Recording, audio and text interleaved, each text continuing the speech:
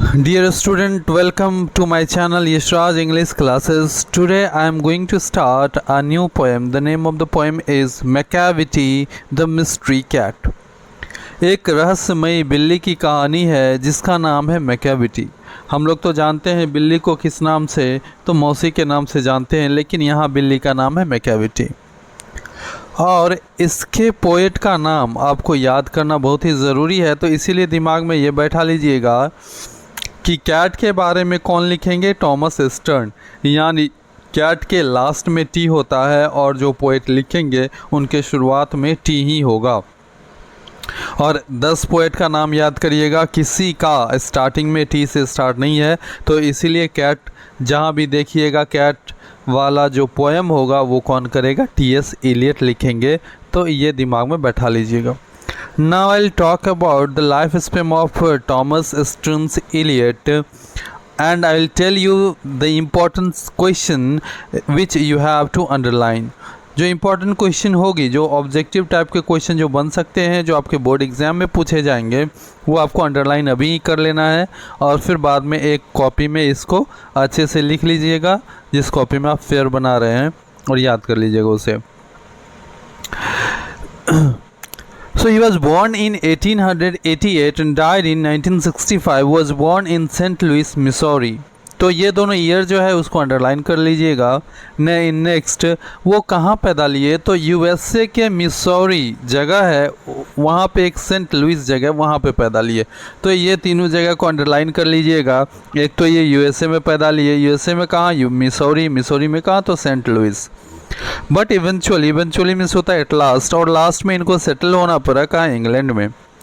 एक classist in literature, और literature में ये क्लासिस्ट थे। और रिलीजन की बात करें तो ये एंग्लो कैथलिक रिलीजन से बिलोंग करते थे। किस रिलीजन से, तो Anglo Catholic religion. Again it is also a very important question, so underline it. And a royalist in politics, politics में भी इनका रुचि था, इंटरेस्ट था। He rose to become one of the greatest poets of the 20th century. 20वीं शताब्दी के सबसे महान पोएट थे ये। अब ग्रामर पॉइंट ऑफ व्यू से मैं एक चीज़ बता देना चाह रहा हूँ कि वन ऑफ द के बाद आप लोग देखिएगा हमेशा प्लूरल काउंटेबल नाउन आता है, तो आप लोग भी यूज़ करिएगा। One of my favourite teachers, one of my friends, तो इस तरह से, क्योंकि वन ऑफ ढेर सारे 20वीं शताब्दी में टी.एस. इलियट ही एक पोएट होंगे ऐसी बात नहीं है, ढेर सारे पोएट होंगे, लेकिन उनमें से एक कौन है, टॉमस एंड स्टर्न इलियट भी जो है वो ग्रेटेस्ट पोएट थे। तो इसीलिए यहाँ पे वन ऑफ द के बाद हमेशा प्लूरल काउंटेबल नाउन आएगा। 20वीं शताब्दी के पोएट थे, तो अब 20वीं शताब्दी को अंडरलाइन कर लीजिएगा, 20th सेंचुरी को। He was also a distinguished critic and dramatist, वो ड्रामा भी लिखते थे, जाने माने, डिस्टिंग्विश्ड मीन्स होता है जाने माने क्रिटिक थे, ड्रामेटिस्ट थे। He was awarded the Nobel Prize for Literature in 1948. It is also a very important question. So Nobel Prize 1948 में इनको मिला था। His best known poems are The Wasteland, As Wednesday, for Quartets. As a poet spokesman for his age, he truly represents the intellectual, social and philosophical mood of 20th century. तो 20th century के बारे में ये बताते हैं अपने poem में, philosophical तरीके से हो, इंटेलेक्चुअल तरीके से हो या सोशल तरीके से हो, तो ये तीनों तरीके से एक्सप्लेन करते हैं। इन तीनों बुक का नाम आप लोग याद कर लीजिएगा।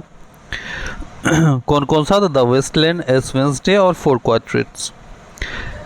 The present poem Macavity the Mystery Cat is from his collection called Old Posthumous Book of Practical Kits। पिछले साल जो है आपके एग्ज़ाम में ये क्वेश्चन था कि Macavity the Mystery Cat is taken from which collection of the book, किस कलेक्शन से लिया गया है, तो old possums book of practical cat. तो दिमाग में ये बैठा लीजिएगा कि हम लोग जो है प्रैक्टिकल कैट देखते हैं, मिस्ट्री कैट तो नहीं देखते हैं, यानी प्रैक्टिकल में कैट देखते हैं, वास्तव में कैट देखते हैं, तो इसीलिए प्रैक्टिकल कैट से ही मिस्ट्री कैट लिया गया है। ऑप्शन में रहेगा जहाँ लास्ट में प्रैक्टिकल कैट, उसी को मारिएगा, वो सही होगा।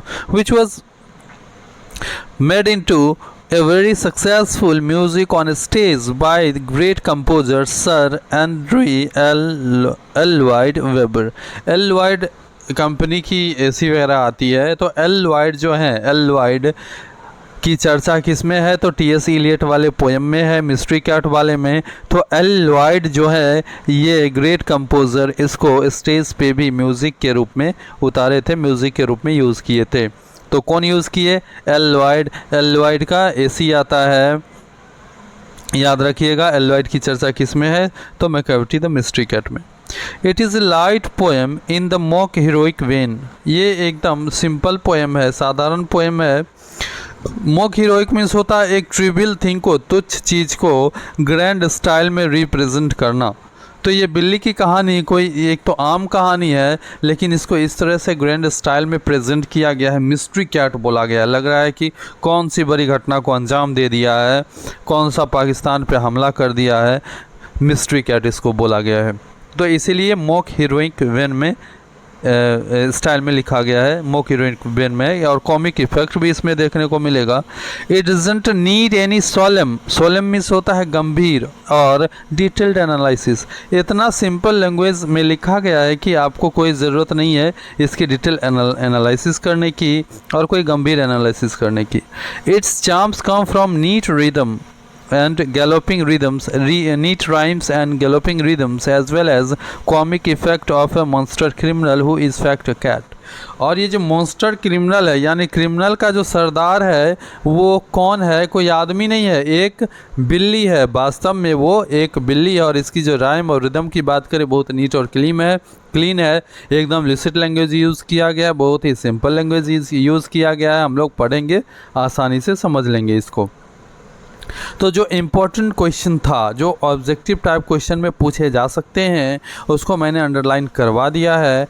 और मैकैविटी द मिस्ट्री कैट के पोएट का क्या नाम होगा? टी.एस. इलियट, क्योंकि इस कैट में टी लास्ट है, और जो पोएट होंगे उनका भी नाम जो होगा टी से ही, लेकिन स्टार्ट में टी होगा।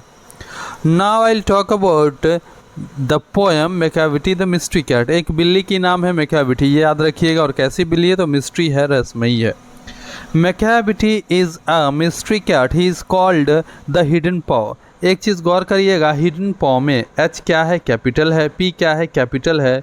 तो दबा हुआ पंजा इसका मतलब होता है, लेकिन ये नाम है हिडन पॉ, ठीक है। मैकैविटी दूसरे नाम से भी जाना जाता है, कोई पुकारता है इसको हिडन पॉ के नाम से। तो हिडन पॉ जो है नाउन है, नाम है। For he is master criminal who can defy the law. और ये क्रिमिनल का सरदार है जो कि लॉ को डिफाई करता है, जो कि लॉ को भी चुनौती देता है, कानून को भी अपने हाथ में लिए हुए है। He is the bafflement of Scotland Yard and the flying squad's despair. और इनकी जो छानबीन करते हैं उनके लिए ये नाक को दम कर दिए हैं, बेफलमेंट बने हुए हैं, कन्फ्यूज़न बना हुआ है। फ्लाइंग स्क्वाड जो हैं वो डिस्पेयर यानी होपलेस हो जाते हैं, आशाविहीन हो जाते हैं। For when they reach the scene of crime, जब कभी भी जहाँ पे घटना घटित होती है मैकैविटी वहाँ नहीं मिलती है। मान लीजिए कोई भी घटना घटित हुए, वहाँ अगर क्रिमिनल नहीं मिलता है, वहाँ अगर चोर नहीं मिलता है, तो हम लोगों के लिए चुनौतीपूर्ण हो जाती है उसको पकड़ना। तो same situation is occurred here whenever any incident took place, Macavity is not there. कोई भी इंसिडेंट अगर घटना घटित होती है तो वहाँ से मैकैविटी गायब हो जाती है, कोई सबूत नहीं छोड़ती है जिससे पता चले कि मैकैविटी यह काम की है। Macavity there is no one like Macavity. Macavity लेकिन आज तक इस तरह का मैकैविटी मैंने नहीं देखा है। No one like Macavity. Here is a use of figures of speech. The name of figure of speech is simile. Like और एज का किसी भी सेंटेंस में यूज़ हो तो फिगर ऑफ स्पीच वहाँ सिमिली होगा। अगर लाइक और एज का यूज़ नहीं हो और कंपैरिजन हो तो उस वहाँ पे मेटाफर का यूज़ होगा। So you have to pay attention on these figure of speech.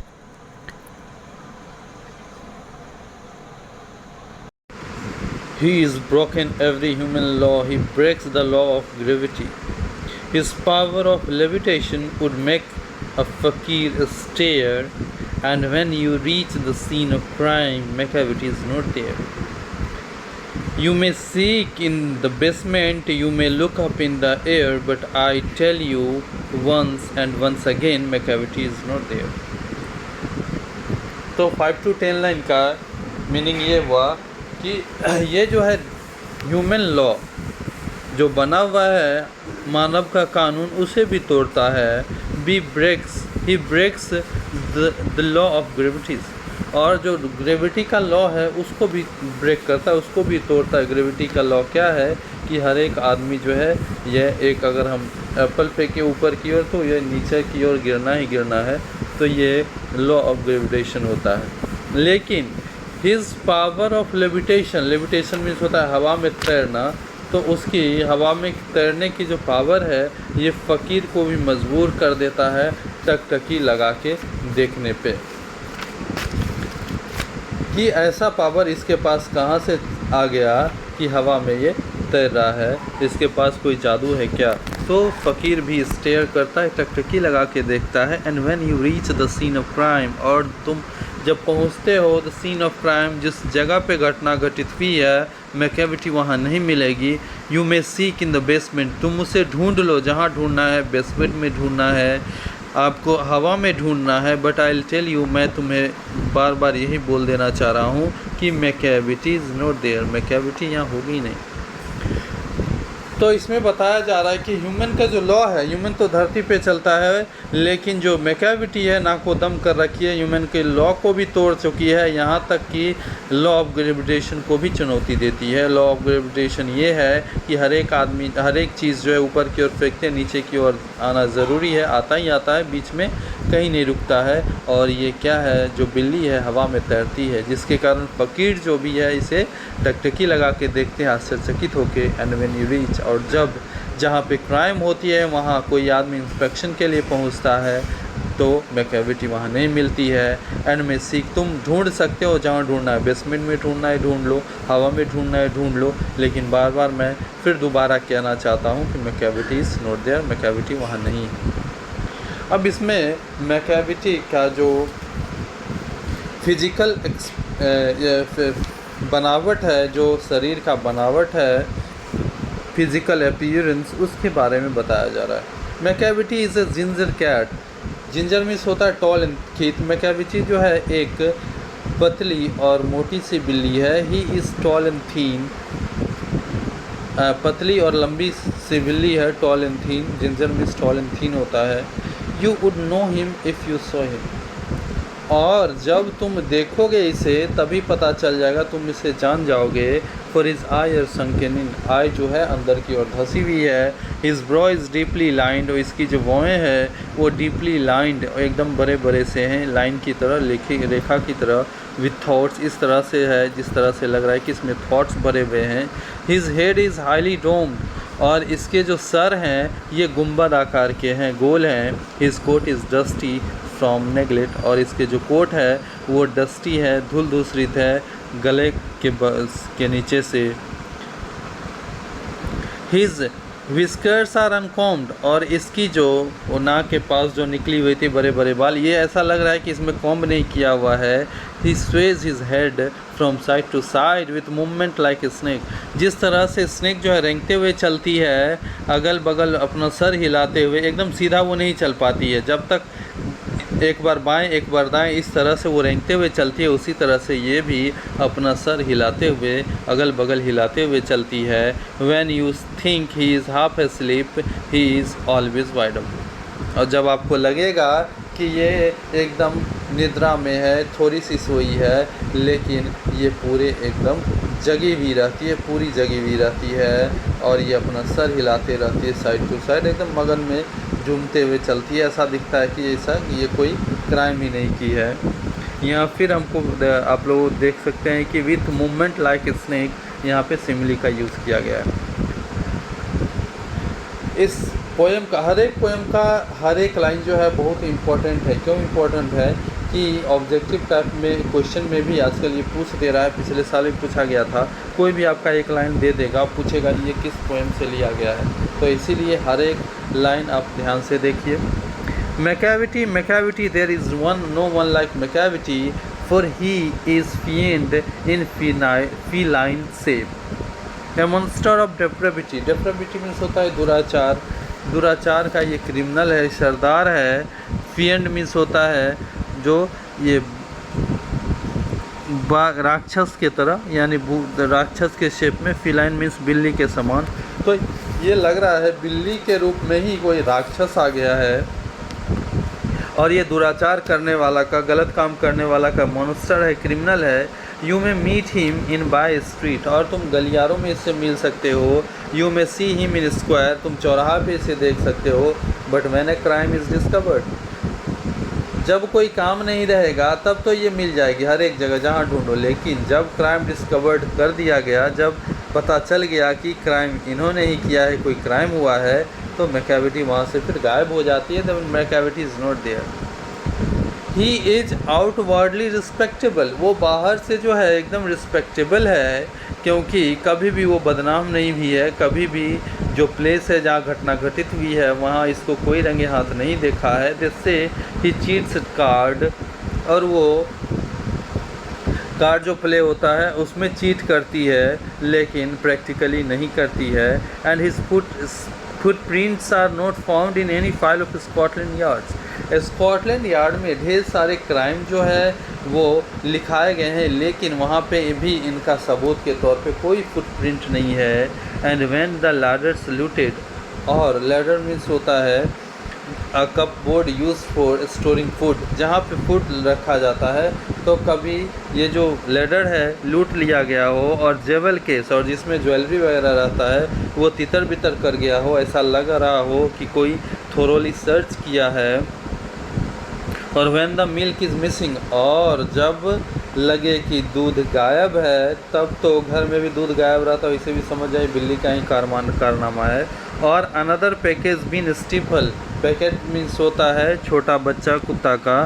तो अगर कभी लगे कि छोटा कुत्ता का जो स्मॉल डॉग है वो स्टिफल यानी स्ट्रेंगल, यानी उसको गला दबा दिया गया हो, उसके साथ छेड़खानी किया गया हो। और the green house glass is broken, और जब ग्रीन हाउस के ग्लास जो है वो टूट गया हो। And the trellis past repair, trellis बोलते हैं framework to support climbing plant को ऊपर चढ़ने के लिए हम लोग एक सपोर्ट देते हैं, उसको टेरिल्स बोलते हैं। उसकी जब मरम्मत हो गया हो, यानी वो टूट गया हो, फिर सही हुआ हो, तो there is no wonder of thing, तो आश्चर्य की कोई बात नहीं है। किसका काम होगा आप लोग को भी पता होगा, मैकाविटी की काम होगी। लेकिन मैकाविटी वहाँ से गायब हो जाएगी, वहाँ नहीं मिलने वाली है। And when the foreign office find it it is gonna spray, और जब फॉरेन ऑफिस में ऐसा पता चलता है कि किसी संधि पत्र पे सिग्नेचर होने वाला है, और एडमायरी लॉस सम प्लान्स, और जो सेना के अधिकारी हैं वो प्लान को, जब कुछ प्लान उनके हाथ से खो जाता है और ड्राइंग्स खो जाते हैं, देयर में भी स्क्रैप ऑफ पेपर, और क्या देखने को मिलता है, तो पेपर के छोटे छोटे टुकड़े हॉल में या फिर स्टेयर पे, सीढ़ी पे। But it is useless to investigate, तब इसमें दिमाग लगाना एकदम मूर्खता है, इसकी छानबीन करना मूर्खता है, क्योंकि मैकाविटी वहाँ मिलेगी नहीं, कोई सबूत ही नहीं मिलेगा कि मैकाविटी किया है। And when the loss has been disclosed, और जब कोई चीज़ खो गया हो, उसके बारे में डिस्क्लोज किया गया हो, द सीक्रेट सर्विसेज, और इसके बारे में जो छानबीन कर रहे हैं सीक्रेट सर्विस, वो बोलते हैं it must have been Macavity, और ये अवश्य ही मैकाविटी का काम है और किसी का काम नहीं है। But he is mile away, लेकिन अभी वो मिलो दूर होगी। You will be sure to find him resting, और मैं श्योर हूँ और तुम भी श्योर हो जाओ कि वो कहीं पे आराम कर रही होगी, और तुमको मिलेगी किस तरह से, आराम करते हुए, और लिकिंग ऑफ हिज थंब, और अपनी थंब को चाटते हुए, और engage in doing complicated long division sum, और ऐसा लग रहा होगा कि वो कोई बहुत बड़ा हिसाब कर रही है, जोड़ घटा गुना भाग कैलकुलेशन का हिसाब कर रही है, वो इस तरह से वो दिखेगी। Macavity, there is no one like Macavity. There never was a cat of such deceitful and sobriety. आज तक जितने भी कैट थे, इतने धोखेबाज, इतने फ्रॉड कोई भी कैट नहीं थी. सोबिटी मीन्स होता है deceitful but conceals it with great skill. कोई चीज़ छुपाने में ग्रेट स्किल हो, कोई चीज़ कर ले, किसी घटना को अंजाम दे के उसे छुपा ले, दिस इज़ कॉल्ड सोबिटी. तो इतनी खतरनाक बिल्ली आज तक कभी नहीं मिली है. He always has an alibi. Alibi means होता है एक्सक्यूज़, एक के बाद एक एक्सक्यूज़, एक या दो एक्सक्यूज़ उनके पास हमेशा रहता है. And whatever time they did to place Macavity was not there. और जब घटना घटित होता है, तब कभी भी इसको ढूंढा जाए तो वो वहाँ पे नहीं मिलती है, वहाँ से वो गायब हो जाती है. तो इस तरह से इसका जो लैंग्वेज है बहुत ही सिंपल है. अगर आसानी से आप पढ़ोगे, कुछ हार्ड वर्ड है उसका मीनिंग जान लोगे तो आसानी से इसे आप कर सकते हो. और इसके लिए जो है मैकाविटी के लिए, मिस्ट्री कैट के लिए प्रोनाउन यूज़ किया गया है ही, लेकिन हम लोग बिल्ली को स्त्रीलिंग मानते हैं, इसीलिए उसके लिए हम लोग स्त्रीलिंग के रूप में ही हिंदी में बोलते हैं, लेकिन इसके लिए प्रोनाउन हमेशा ही यूज़ किया गया है. And they say all the cats whose wicked deeds are widely known, I might mention Mungerzeri, I might mention Griddlebone, are nothing more than agents of the cat who all the time just controls their operations, the Napoleon of crime. Though and they say, और वे लोग बोलते हैं कि that all the cats, जो सारे बिल्लियाँ जो wicket deed, जो गलत काम करती है और जाने जाती हैं, कुछ में से उनका नाम बताया जा रहा है कि मुंगेरजेरी हो या फिर ग्रिडलबॉन की बात करें, are nothing more than agent. ये जो है कुछ नहीं है, सिर्फ इनके एजेंट है, इनके चट्टू बट्टू हैं. For the cat who all the time just control their operation. और जो कंट्रोल करने वाला, सारा क्राइम को कंट्रोल करने वाला कौन है? ये मैकाविटी ही है. और मैकाविटी को बोला गया है द नेपोलियन ऑफ क्राइम्स. और ये क्राइम का सरदार है और ये नेपोलियन है. तो यहाँ मेटाफर का यूज़ देख सकते हैं, बिल्ली का कंपैरिजन नेपोलियन से किया गया है. तो ये नेपोलियन है, इनके ढेर सारे एजेंट है, लेकिन वो सिर्फ एजेंट ही हैं. लेकिन डायरेक्शन देने वाले कौन है, वो मेन सरदार कौन है? तो ये मैकाविटी है. इन्हीं के इशारे पे जो है सारे काम होती है. अब यहाँ पे है कुछ क्वेश्चंस दिए हुए हैं, ट्रू और फॉल्स. तो फर्स्ट क्वेश्चन है, Macavity is an ordinary cat. क्या ये साधारण कैट है क्या मैकाविटी? तो ये हो जाएगा आपका रॉन्ग हो जाएगा. ऑर्डिनरी कैट नहीं है, साधारण बिल्ली नहीं है. मैकाविटी इज़ एन आउटलॉ, ये ट्रू होगा. ये जो है लॉ, कानून को भी हाथ में लेता है, कानून से बाहर है. Macavity is always there on the scene of crime. Macavity हमेशा जहाँ पे क्राइम होती है वहाँ पे रहता है. तो नहीं, मैकाविटी नहीं रहती है वहाँ पे, तो इसीलिए ये फॉल्स हो जाएगा. Macavity can be found in the basement. बस बेसमेंट में ये मिल जाती है, ये भी फॉल्स होगा, नहीं मिल पाती है. The poet finds Macavity lazy in half sleep. ये भी फॉल्स होगा. It can be seen in the by street. क्या? यस, ये ट्रू होगा. इसको आप बाय स्ट्रीट में देख सकते हैं, दिया हुआ है. Mungojerrie and Griddlebone are also cats. It is also true. The poet is really angry with Macavity. It is true. The poet compares Macavity to Napoleon. It is also true. So now here is written some questions. So you have to do all the question in your own language. By this you can score a good marks in the examination. So thank you for watching my channel. Please don't forget to subscribe and press the bell icon. Thank you very much, dear.